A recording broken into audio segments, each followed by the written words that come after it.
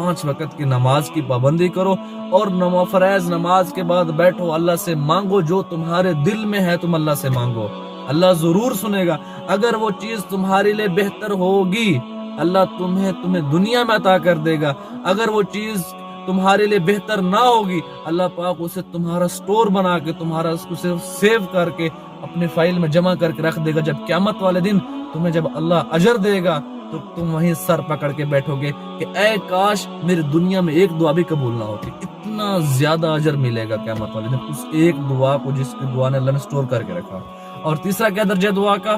اس دعا کی وجہ سے اللہ رب العزت تمہارے پر ایک مصیبت آ رہی ہوگی، تم دعا کرو گے، تم مانگتے یا اللہ مجھے رینج روور چاہیے، تمہیں اللہ رینج روور نہیں دے رہا، تو مطلب یہ سمجھو کہ تمہاری اس دعا کی وجہ سے اللہ رب العزت نے تمہارا ایک بہت بڑا مشکل حل کر دیا، تمہیں بہت بڑے نقصان سے بچا لیا، تمہیں بہت بڑے کرب سے